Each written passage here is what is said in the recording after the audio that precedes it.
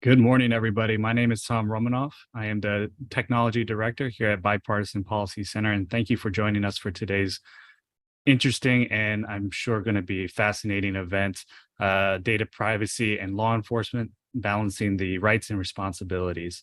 This event, like I said, promises to cover a whole host of different issues, some of which don't have easy solutions. Which is why the Bipartisan Policy Center wants to host these events and conversations. Hard solutions, hard questions need quality solutions, and we're here to have the conversation. Data privacy continues to be a major focus for Congress in 118th, and at some point, the conversation around law enforcement's use around data is going to come up, and we want to make sure it doesn't become a sticking point for a national data privacy law. So balancing the rights of citizens with the need to protect them is not easy. And in today's data-rich world, we've seen technologies be used as a force amplifier for law enforcement, which is critical because actual police officers are seeing a recruitment gap right now. And so in order to meet the capacity and to protect citizens, law enforcement needs access to some critical technology and data in order to amplify their impact. So as Congress considers this national data privacy law, we heard a call here at Bipartisan Policy Center to address the issue of how law enforcement uses data. And to provide that perspective, I'm joined with some great panelists today. We have folks that are from the law enforcement community, academia, and the technology sectors. These include Chief Joseph Satron, sorry if I mispronounced that. He's the chief of police for Austin, Texas, and he's representing the Major Cities Chiefs Association. We also have Gabrielle Hibbert, who's an adjunct lecturer at Brandeis University. She's a government affairs policy officer at Least Authority as well. And finally, Jake Parker, who is the senior director of government relations for the Security Industry Association, SIA for short, all joining us today to have a great conversation. Folks that are listening in, watching on YouTube or LinkedIn, if you have any questions, please feel free to post them. We'll try to get them to the at the close of this event. I will leave about 15 minutes to address any questions you might have. So please make sure to put them in there. We have a moderator who will make sure that we see them. So starting off, Chief, could you shed some light on some of the key technologies that law enforcement officers use to investigate crimes today, and why is having access to them, to these technologies and this data so very important? Yeah, thank you, Tom. Thank you for having me on today. I'm glad to be part of this panel. Some of the key technologies really that we're looking at are so important right now because we have, malicious actors essentially that are trying all these different strategies. They're trying to avoid scrutiny and detection by law enforcement. So using data search and analytics tools, facial recognition, automatic license plate readers, and public safety camera systems is some of the technology that law enforcement is using. The value of these tools cannot be overstated. As you mentioned in the opening comments, the fact that we have fewer officers today, in some cases right now here in Austin, I have fewer officers than I had 15 years ago. And the city has only grown during that 15 years. And my department is actually at the moment it's shrinking. So we have to leverage technology to be able to solve some of these really heinous crimes. Much of I think the discussion right now around legislation is about how the information is being collected and what it's being used for. But I can tell you from the law enforcement side, we're very, very intentional about policy that is going to make sure that we have robust safeguards in place to make sure that the information is not misused, that there are audit processes in place, there are checks and balances essentially. So, I think that has to be part of the conversation. Interesting. So checks and balances part of the conversation. I'd like to go over to Gabrielle now. If you could provide some overview as to kind of the reason why those checks and balances are so important, with some privacy and racial justice concerns associated with law enforcement's use of personal data, including things like web browsing history, geolocation, and other cutting edge technologies. Yeah, again, thank you for having me. I think this is going to be a very rich discussion, and I'm super excited to kind of get into it today. But before we kind of get to the heart of the question, what I like taking apart first is this idea of privacy. I think collectively there is this sociological notion that privacy exists in this binary state where it's kind of an all or nothing approach, right? But I want to push back against that, because with that, there is this other notion that the onus of control is on the individual. But to kind of bring this into the foreview of racial justice and communities of color, I like bringing in Helen Nissenbaum's idea of privacy in context. And for those that don't know, it's this theory that instead of having a kind of a deluge of data related to your PII, you can have an adequate flow of data that channels into the appropriate place. So kind of stepping into the racial justice component, we kind of have to answer, what is racial justice, right? Racial justice, as an overview, is the striving towards equitable opportunities for communities of color. When it interacts with privacy and technology, that's where it gets into a kind of complicated or a very interesting territory, so to speak, right? We kind of have to peel back the layers of both racial history in the context of the United States and how that relates to our current technologies today. And just as a brief kind of overview of that, there are two main sticking points to this, right? The first is the historical underpinnings of surveillance. Communities of color have kind of experienced this since the beginnings of the birth of this nation. And that is embedded into our technological systems, whether we are aware of it or not. So it kind of boils down to these two ideas of the lack of consent of surveillance and the methods of surveillance. We kind of taking that view, looking at the start of this country, a lot of the methods of surveillance were based around human social networks. It has since transitioned to a technical-based social network. And bringing that to the idea of web browsing history and geolocation data, and other methods that are way more cutting edge, I kind of want to focus it on geolocation for a brief second. The geolocation industry is a huge industry. I believe figures are putting it around 16 billion. That's huge. That is a huge number.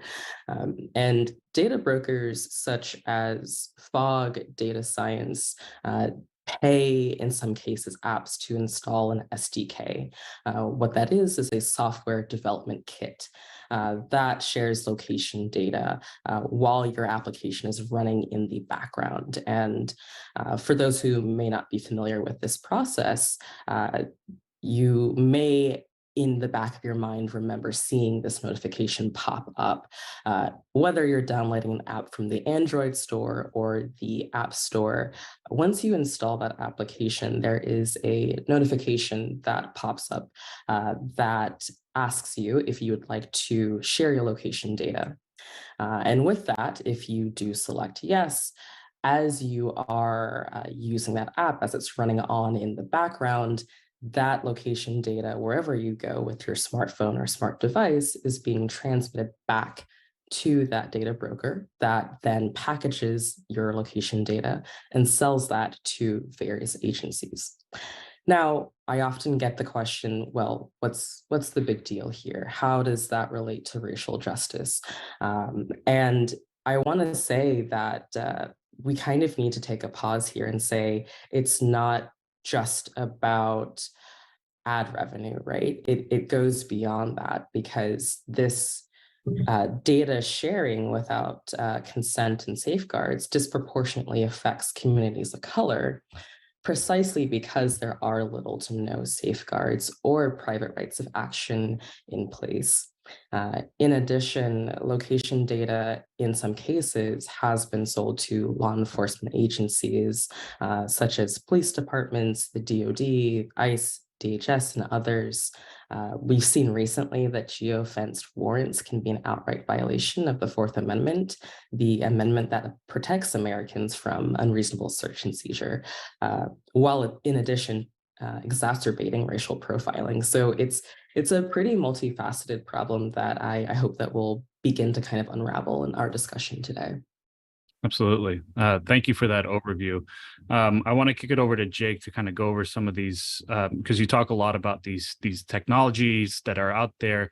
Jake, you represent, some folks that have taken measures that, the providers to protect some data privacy. I'm hoping you can give us an overview of that and address any other concerns that, Gabrielle might have highlighted when, they are developing and deploying their law enforcement solutions. Thanks, Tom. So just to, just at the outset, I wanted to clarify. So our trade association members include a wide range of safety and security solutions providers. There's definitely a subset of those that provide services to law enforcement agencies, but we are not data brokers. Do not sell data. Our members don't sell data as part of their solutions. So we're a subset of what we're talking about here. Those things obviously have their place. I'm sure we'll get into that, but I would say from a developers' perspective, I think what we've seen is a lot of providers are starting to build into their platforms and tools, mechanisms that agencies either are using or will soon be using to institute policies and procedures that provide the kind of safeguards that the chief was talking about, as far as authenticating user access, ensuring only authorized people have access to the tools, ensuring it's associated with specific cases, things like that. And they're basically providing an auditability function to provide agencies with the information they need to then provide more transparency as far as what they're doing. Great. And, I'm curious, Gabrielle, do you have any thing you'd like to add based off of what Jake mentioned?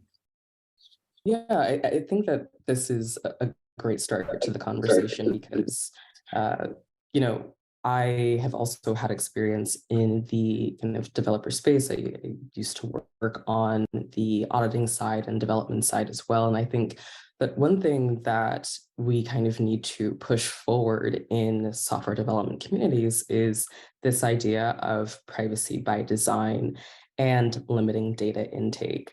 So part of that push for privacy by design also needs to include the negation of privacy theater, which is this term that essentially means kind of providing the feelings of improved privacy while doing little or nothing to actually improve privacy. And kind of breaking that down a little bit, what needs to be kind of evidenced is that transparency in the methods of either anonymizing data, pushing noise into data sets, or creating other cryptographic tools, but providing that transparency for the user's consumer base to see that, okay, this isn't just privacy theater, the proof is actually in the mathematical pudding, so to speak, and that there are kind of safeguards built in place instead of this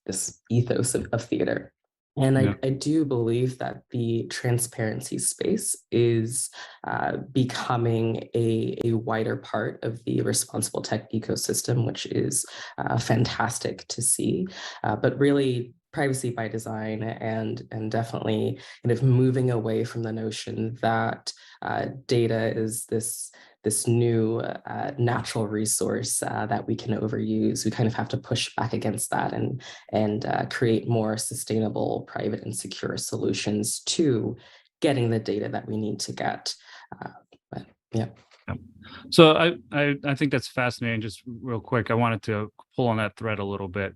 So privacy privacy theater is this idea that, does that play into kind of marketing? Is it because people see it as a consumer good to have more privacy, they're willing to put a premium on that? Like, what's the driving force behind using privacy theater as kind of instead of privacy by design? Definitely. I think there are two kind of methods of force here. There's market pressure, and there's also the kind of lack of education around what exactly privacy is. Going back to the beginning of the conversation, a lot of what we're dealing with is held by the fact that the market of data is huge, and kind of pushing technology companies to innovate in ways that both keep the civil liberties of their consumers in place while also kind of creating a new method of if development is something that we still haven't got to that place yet. And the marketing aspect comes into play due to the lack of education. I do a lot of talks around kind of giving the basic 101s on what exactly is privacy, what exactly does it mean to be anonymous, what is pseudonymity, and we're still kind of not there at a level of understanding where in which consumers can kind of pick apart what these terms mean. So there's a mismatch, so to speak. And that's how this privacy theater kind of plays out in a daily basis. So getting back to law enforcement areas, Chief, if you could share a little bit about the policy and procedures you follow, and for let's just go with face recognition technologies and other kind of cutting edge areas that people have, it processes personal data to investigate crimes. Could you share any kind of process or policy that you have in place? Yeah, certainly. So, with regards to specifically to face recognition technology, the Austin Police Department doesn't use it. There are many of my major city, sister agencies that have implemented facial recognition programs. They should be ethically designed, emphasize transparency and accountability. You have to use them responsibly, and they should be bolstering safety. In 2021, the Major City Chiefs Association actually created a facial recognition working group that produced a comprehensive report to assist law enforcement agencies with establishing those type of programs that are transparent, that are responsible, and that are accountable. Some of the key recommendations that really came out of there were whether or not that you have to have careful consideration about the gallery image libraries that you use to make sure that they are very specific and are the most privacy conscious that you can implement, that the platform be limited to members that have specialized training in facial identification methods, so that you don't have the technology misidentifying people. The identification piece of it should be documented in a standardized way, and it should be followed up by a secondary examiner to confirm the initial findings. So all of that, I think, is really, really important to have a successful facial recognition program, one that is ethically designed. And as I noted, here in Austin, we don't use it, and that is a decision that we've made at the community level. I think it's important that communities have the ability to decide whether or not that type of technology is going to be implemented. So that's just to me a key part of this conversation. Yeah, for sure. I think especially with facial recognition, early deployment of it got kind of marred up in this misidentification of people of color. And so it's kind of created a narrative that it's not necessarily as effective for those populations, and thus can be leading to racial justice issues. But I'm curious if from Jake's perspective, are there any kind of best practices or recommendations that ensure there's effective and appropriate use of technologies such as facial recognition? Sure. Well, on that one specifically, I mean, SIA has produced a series of policy and implementation principles for effective and responsible use of facial recognition that addresses law enforcement use cases, and very much aligned with the major cities chiefs recommendations that they published last year, which I definitely recommend taking a look at. That's an area of interest. And certainly, I think, as far as law enforcement investigations, and maybe the chief can elaborate this further, but there's always been a need for investigators to look at publicly available data to generate leads and solve crimes. And so before the internet, that same thing happened, but it was different sources of data were available. So those things have to be obviously adapted to the modern times that we live in. So but I think it's important to be really clear when we're talking about privacy, what the specific privacy interests are and need to be specifically defined, because I think that term means a lot of things to a lot of people. But I think in the the law enforcement context, is the information being collected and analyzed legitimately obtained, and is it for a legitimate purpose? I think, Gabby, you mentioned this in kind of privacy in context. I think of it as this kind of what folks refer to as the privacy paradox, where it means different things. But I'm curious, Gabrielle, do you have any thoughts on kind of the facial recognition and racial justice piece? Definitely. Again, a lot of this conversation hinges on that contextual framing of what does privacy mean in various communities, and kind of putting that aside and looking at the entire kind of ecosystem of data, specifically within facial recognition software. I think it kind of boils down for me, and in my opinion, is that consent feature.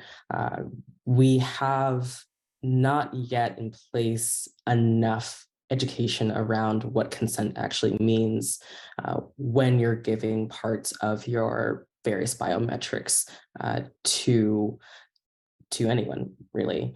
And we kind of need to look at how to best create protections, safeguards, while also, again, really going back to that education piece, talking through what the life cycle of using various biometrics or various data points from a person kind of looks like. I think it's still kind of within the realm of the folks who are in the sphere of data privacy, who are working on this. We know the most about how and what this data lifecycle looks like. So that's a key component for me, and a key component for kind of creating that equity within communities of color, so that there is that knowledge to build from. Yeah. And to some extent, biometric data represents a different type of data that often, you can change your password, you can't change your face, essentially. Yes. So it's essentially very sensitive information. But kind of pivoting towards the national conversation, I've heard transparency, I've heard consent-based conversations, community decisions. We're looking at the NDPPA, which is a national data privacy law. So I'm curious to get the chief's perspective on how the most recent draft would impact law enforcement agencies' ability to fulfill some of their missions, and whether or not this bill if it's able to be updated, what would you recommend it be updated in order to make it easier or more effective to do your job? Yeah. The way that it is currently written, it will really hamstring law enforcement investigations. It almost, regardless of the type of investigation that we're talking about, everything from the most serious, our homicides and aggravated assaults to even financial crimes, and those that aren't of a violent nature. These databases, it's important for our investigators to be able to access them and to do it expeditiously. They're really used across the country thousands of times every day to address this professional criminal element that I mentioned earlier is trying to mask its identity to be able to get that information and be able to use it in a criminal prosecution. It's been argued that the tools, are used to circumvent the Fourth Amendment. I will just say that is simply inaccurate. The tools consist really of public records and other information that federal law allows law enforcement to access without a warrant. I think, one of the biggest parts that I think would be important to look at and really change is the voluntary cooperation piece. I really believe that if there is a disincentive from a vendor to, or from whatever that source is, to voluntarily turn that information over to law enforcement, and particularly if there are financial sanctions that could be attached to that, it will hamper the sharing of that information. And sometimes that sharing, the timing is critical. And we need to, lives can hang in the balance because we need it very, very quickly. That is something that certainly should be looked at in the draft, and I would recommend updating. Great. And just pulling on that thread a little bit more, over to Jake in terms of, impacts ADPPA would have on some of the technologies that your organization kind of represents. And do you think that the latest version overall provides a foundation? What the chief mentioned, is there a good foundation with what has been started, and what would you recommend? Yeah, so I think there's a lot of good work went into ADPPA during the last Congress. I haven't seen what the latest version of it might be this year. I know that this is being worked on, but I would say that our issues with it are similar to what the chief outlined. I think the biggest issue is, as written, the bill would appears to include a total prohibition on making the data covered available to government agencies as a paid product or service, complete prohibition. So that would obviously take off the table currently leveraged tools that have been very successful, and with a very significant public safety impact, without a very clear justification for why that would be needed. So that definitely needs to be addressed. I think we also have concerns about what the chief also mentioned about there's greater clarity is needed in some other parts of the legislation, without which there's a discouraging of sharing data voluntarily. So just one example. I mean, the way that location is defined in the bill could be read pretty broadly to include inferring location based on things that are in a security video. So our industry produces security systems, and so just as an example, I mean, if there's a break-in attempt by an individual at an office park, for example, the business might be precluded from sharing those images with other businesses around, because that transfer is pretty broadly defined, or with law enforcement. So that's one of our concerns as well, greater clarity in some of the other areas that affect safety and security. So greater details in some of these things, a little bit more kind of definition into some of the particular sections that you mentioned. So over to Gabrielle, I'd love to get your perspective. The chief and Jake mentioned some of these things. What are some of your perspectives in terms of ensuring that there's strong privacy and civil rights protections? And do you think that there's any places where the bill could be doing a better job? Definitely. I think that compromises are a part of the process, and nothing will ever be perfect. And there have been great strides made within the text itself. But two things do stand out to me. The first is having a stronger private right of action. I know that this was one of the more contentious points in some of the iterations of the past ADPPA, but we really do need to have stronger rights for the consumer and allow them to take legal action when necessary. I think, again, it kind of stems to that social aspect of how we view privacy. We kind of view it as this very esoteric notion, and we need to start thinking about it in terms of how we think about the more material things in our lives, such as food, for instance. If a food company does something inadvertently kind of may contaminate the product. You know, the consumer has the ability to pursue legal action. So kind of moving that framework in our minds from a wider societal lens could help kind of push that forward. But kind of tabling that and moving to, I would say, a more market-based approach or idea would be to incentivize technology companies to iterate and research various types of privacy enhancing technologies, abbreviated as PETs for short in the industry. You know, most of my work is centered around the fringes of privacy research, mainly around zero knowledge, non-interactive arguments of knowledge, or ZK SNARKs for short. For those that don't know, they kind of sit within this larger class of cryptographic proofs called STARKs, or scalable transparent arguments of knowledge. This is a type of proof that's been iterated upon since the 80s. And without getting too technical, they're a very important and very cool type of technology. Essentially, I can prove who I say I am without revealing any personal bits of information about who I am.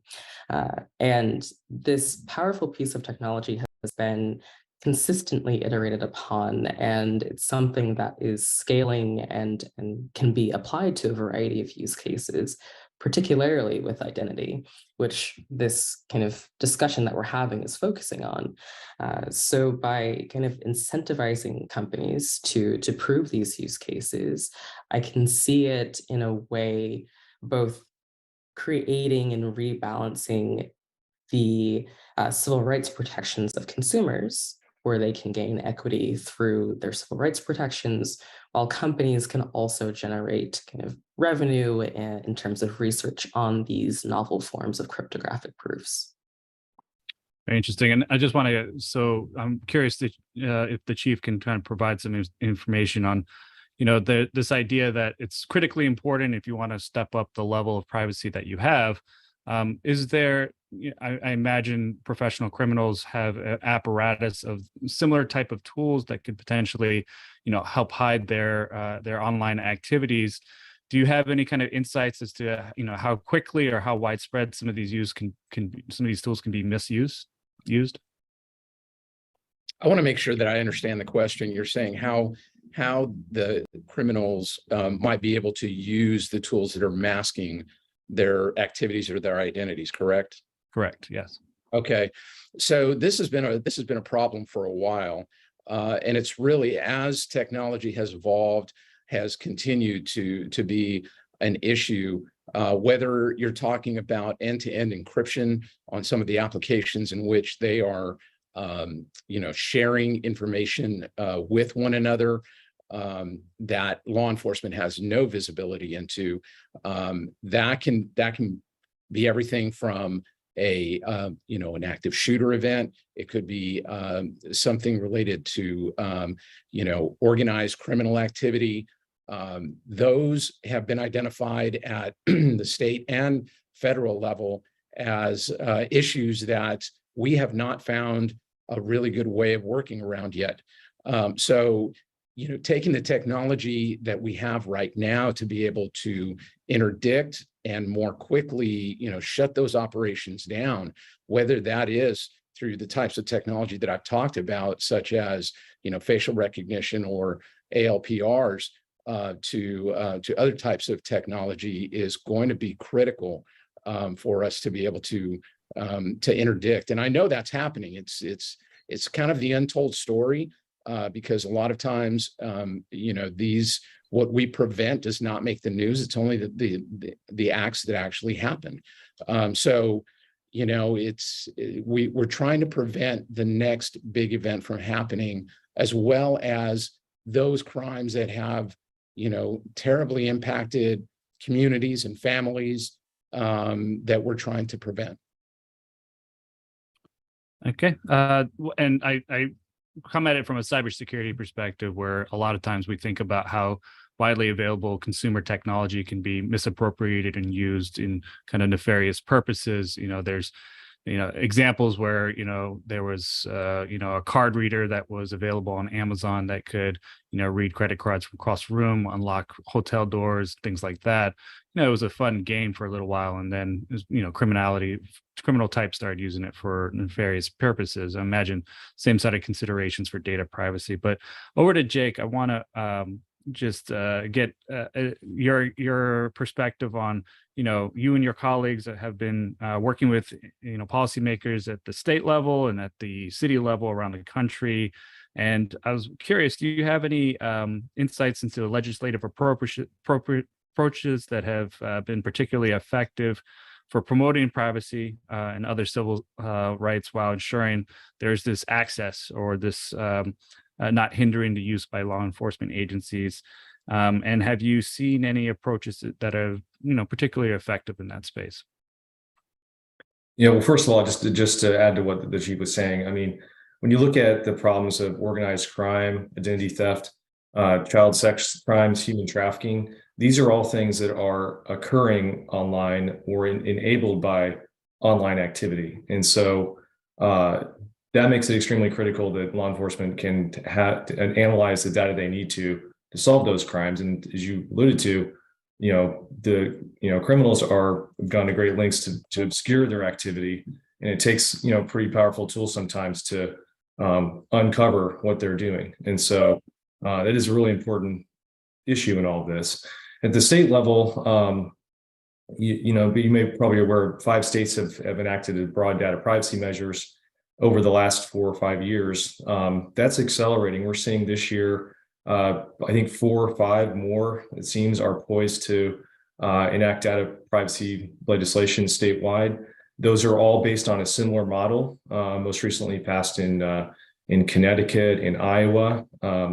But these are all that particular model that now is gaining steam does seem to strike the right balance between data privacy and allowing law enforcement investigative activity to continue through its various provisions. So that's also something that I think the congressional members and committees looking at this need to take a look at, since this seems to be the model that's becoming more prevalent. Some differences between that and the ADPPA, obviously. So, Gabby, same question. Is there any particular policies or local or state that you see as being particularly effective at addressing this concern? Definitely. And I want to say that, I find that the state activity that is happening is very nice to see. I love seeing that incremental change happen at that level. I think that what's happening in California, the CCPA, I think is a really great text. I think that, the other kind of legislation that's happening around is also great to see. I think that can really produce a forward momentum as we begin to kind of craft a more national narrative on what data privacy looks like for us here in the States. But that incremental change will happen progressively. So hoping to see more states add to the list. Yeah, and same question for the chief. I know you're representing the Major Cities Chief Association as well, but anything that stands out for you? Well, I think that certainly progress has been made over the last few years, especially when it comes to protecting children. We just have to strike the proper balance. I think that it's a very nuanced conversation, and it's important. That's why it's important we're talking about this today. Society has become more tech-enabled. The nature of criminal operations and law enforcement investigations has changed in this digital age. The laws have not yet kind of been updated to reflect those new realities. So I think, I think it's all about making sure that there's meaningful stakeholder engagement, making sure that you have the folks you have on this call and who they represent at the table, providing the perspective so that nuanced, that nuanced kind of law can be enacted that strikes the right balance. Yeah. So we do have a question from the audience, and I know we were going to wait to the end, but it has to do with what we're talking about right now. And isn't there the question is there a key ADPPA concern that criminals can just opt out of key services used by law enforcement? And posed to anybody on the panel who'd like to address that. I don't have it right in front of me, but I believe that was one of the concerns with the earlier drafts of the bill last year that was addressed in some way in the later draft, where if there is a concern that the data elimination request is to support a fraudulent purpose or a criminal purpose, then that can be not complied with. I think that was addressed, but I would have to go back and look at the text. Okay, so there's been some details added to later versions that might address the question. Okay, and we'll follow up if folks that are listening. We'll follow up with this when we post it to our website. We'll answer that question for you. That I would say that is a key concern. As we're looking at state legislation as well, that the right created in the legislation to request data deletion, definitely be mindful that could be for a not good purpose, essentially. Yeah. Okay. So going back to kind of law enforcement agencies and serving the diverse communities that they serve, question for the chief is, what are some of the best practices that you've seen to help law enforcement agencies build trust in the use of their cutting edge technologies and data? Well, it's really pretty straightforward. We do it in a number of different ways. The first is having I mentioned it, meaningful stakeholder engagement. Before you deploy any investigative technology, the agency should be engaging with the community to explain what the technology is, why it's necessary, and how it'll be used. Getting feedback from the community on their concerns, and then taking that seriously, letting it craft policy, letting it craft how you're going to implement, is going to build that trust. And then, reporting out and letting the community see that you've taken that into account. You also have to have comprehensive written policies that outline the appropriate use of it. They should clearly articulate when the technology can be used, what steps have to be taken before it's used, who can use it, and any special training that has to happen before it can be used. Making the policies available publicly so that they are available and for anybody to see, that they are frequently reviewed, and then you update them as necessary. And then finally, having oversight and transparency, accountability, those type of measures in place to make sure that I mentioned it earlier, having audits of the technologies so that you have an independent party that is really looking at how the police is using it, and then those audits becoming public to the greatest extent possible, so that the public understands what the police department is doing. The data collection and reporting are very important. Modern law enforcement agencies are data-driven entities. Comprehensive data analysis can help inform the decisions by identifying the effectiveness of a given technology or problem area that needs to be addressed. So again, I think you take all of these things and in concert with one another to be able to build the trust and make sure that you're being very transparent in your motives and what you're doing. Great. And I think that independent side of auditor side of things is critically important and an interesting point to make. And I would love to get Jake's perspective on it. I just want to, anybody who's watching right now, if you have any questions, please feel free to put them in. We reserved the last 15 minutes of this broadcast in order to address them. So please put them in until I receive them on my end. I'm just going to keep going with some of the questions that I have for the panelists, but please feel free to drop those in. But shooting over to Jake, the chief talked a little bit about what they're doing on kind of the local law enforcement level. From your perspective, are there vendors that are supporting efforts to build this kind of public trust in the technology that they deploy to law enforcement? and kind of any other data types that might be impacted there? Yeah, I think, I guess from my perspective, but what you don't want is, and this is relates to the privacy concerns, what you don't want is completely arbitrary use of data or analysis tools that are not tied to a legitimate law enforcement purpose. And so you can easily address those concerns with policies and procedures like Chief was talking about.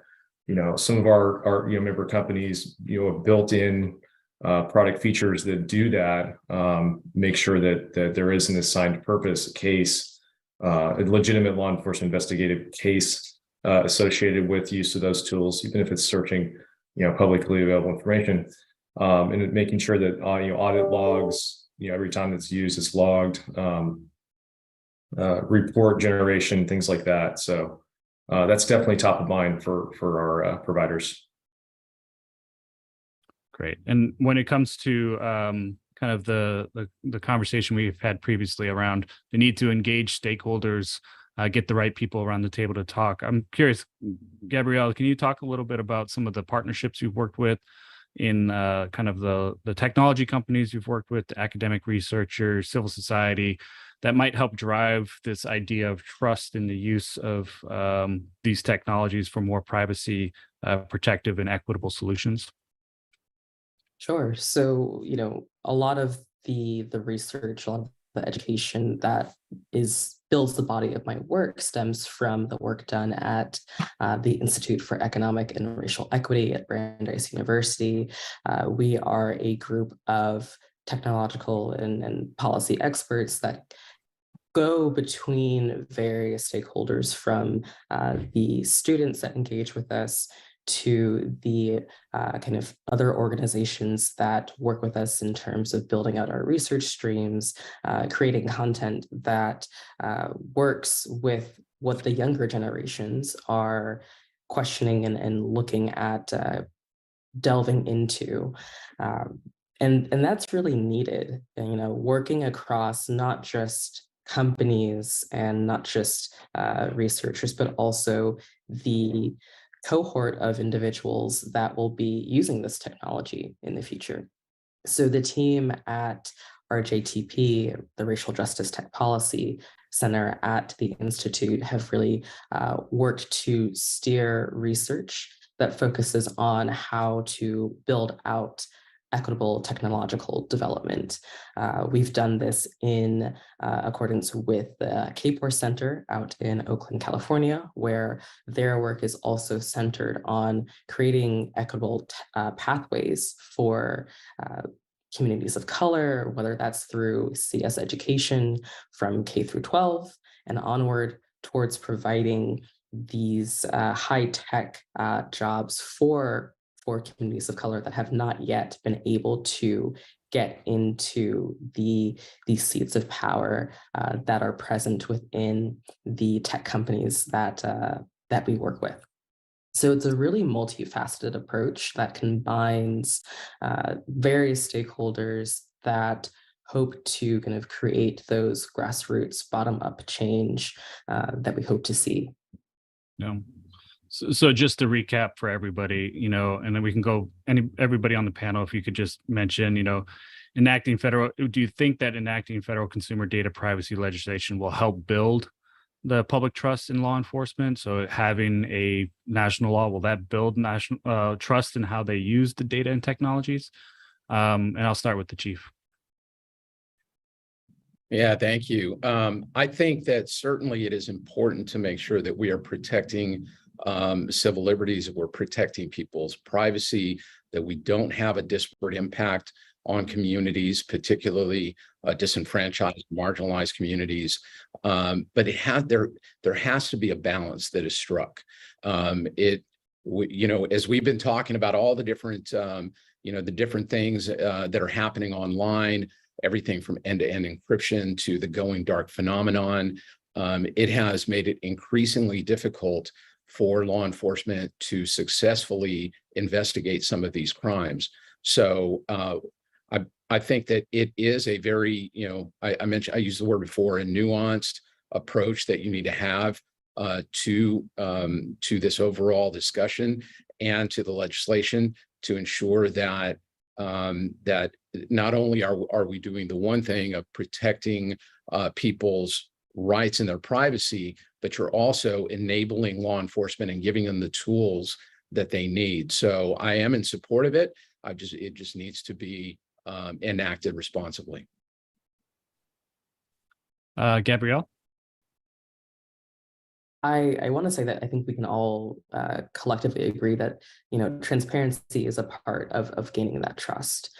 Transparency at the technological level, at the legal level, and at the level of education. And, you know, I am in support of where this bill goes, and hopefully seeing it evolve to get to a point at which that balance of, you know, making sure that the civil rights of consumers is heeded, as well as ensuring that there is an equitable piece to the development of future technological advancements. Yeah, interesting. And Jake, any comments on that? Yeah, no, so I absolutely think having a national law to help, you know, achieve these objectives, you know, it's critical, and it strikes the right balance to allow the effective, responsible, non-discriminatory use of law enforcement investigative tools in particular. But I think also having a national law could avoid some of the less than thorough deliberations over these issues we've seen at the state level. So I think that could be definitely helpful. I also want to mention something going back to Gabrielle's comment. You know, obviously the possible disparate impact of the use of data is something that, you know, is very important, and we should be you know, cognizant of and try to address. As far as the, you know, the racial justice concerns, you know, the data analysis that's done, we think is, and that certainly has the potential to be more precise in police work. And so in communities where you want to avoid unnecessary contact between the police and the community members, you know, more precise work is going to avoid that contact. You know, narrowing down, drilling down on the right leads to pursue, for example, can definitely have that positive impact. And so that's the type of promise I think that these tools hold. It's an interesting perspective. So basically, you know, in these communities where there might not be a lot of trust between law enforcement and the local community, the data analysis can really provide tools for minimizing the kind of interactions. I'm curious, does that help build trust, or does that help kind of make the use of it more kind of targeted? Well, I think it can help build trust if people understand what's going on and the purpose for which it's, you know, these things are being used, and some of the successes that result that need to be communicated more clearly. For sure. Yeah. So, you know, this afternoon we have a hearing happening on the Hill. Actually, the folks that are considering a national law, the subcommittee is looking at the use of or the role of data brokers in these situations. So I'm just curious, you know, if you could speak to the policymakers that are hosting this hearing today. You know, what are some things that you would want them to consider as the hearing proceeds? Gabrielle, sorry. I think that one thing that definitely needs to ring true is that piece about pushing forward this idea that we can go back to that privacy and context, getting the right types of data instead of all types of data, and kind of narrowing it down to ensuring that there is that compromise between what consumers want and what companies need. Yeah. Chief, if you have any final remarks.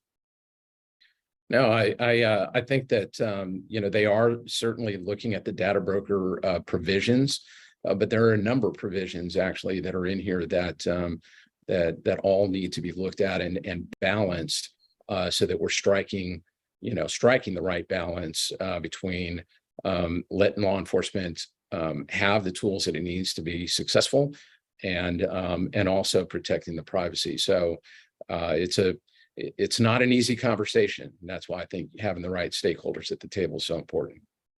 Sure. And Jake? Not much to add there. Again, as I said, we don't represent those providers specifically, but certainly, I would have concerns if you're saying that law enforcement shouldn't have access to information that you or I could go obtain as a private citizen, or a company. So but I do think that there's definitely concerns about the volume, and what types of information that this entails. So I think the chief's point, having the right people that understand how this works and how it is used in the real world is critical to addressing the concerns. Okay, and so we don't have any questions from the audience, so I'll just wrap up. If any folks have any final comments that they didn't get to, I'd love to yield the floor to them today. Gabby, we'll start with you. Gabrielle, sorry, keep calling you Gabby. No worries. Yeah, I think this conversation has been really, really great. I have enjoyed talking to everyone here and kind of working incrementally on getting this conversation out there and seeing from each of our perspectives what we value and what we need to have that national focus on data privacy. Absolutely. Chief? Yeah, thank you. I think one of the important things that I can mention as this legislation was developed over the last session going into this session, we found ourselves as a law enforcement profession getting a seat at the table a little bit later than we would have liked. So really just kind of having this meaningful input, having law enforcement professionals at the table to help craft the policy that will be part of the legislation is going to be very, very important and will help strike that right balance. Thank you. Yeah, I agree. And Jake, any last comments? Just thanks for putting this together and addressing this topic. I think this topic is one of the ones of key importance as far as moving legislation forward at the federal level. Based on our conversations in the Hill. So definitely appreciate your effort to shed more light on it, get into the details. Yeah. And with that, I just want to underpin a couple of things that I heard a couple of times throughout the entire conversation. Transparency was named, I think, at least 15 different times, and the need to increase transparency, the need to have transparency in how law enforcement is using data privacy. I think each one of the panelists hit on that point individually. But as these things continue to evolve, the chief's point of being able to have the right people, especially law enforcement, who are using these tools for good, to be able to have an input there. With that, I'll go ahead and close the presentation today. Thank you so much for joining us, panelists, and providing your expert knowledge and insights. Folks that were listening in or watching today, thank you for joining us. We'll be posting this on our website along with any other resources that were mentioned throughout the conversation. So thank you so much. Have a great day. Thank you. Take care. Thank you.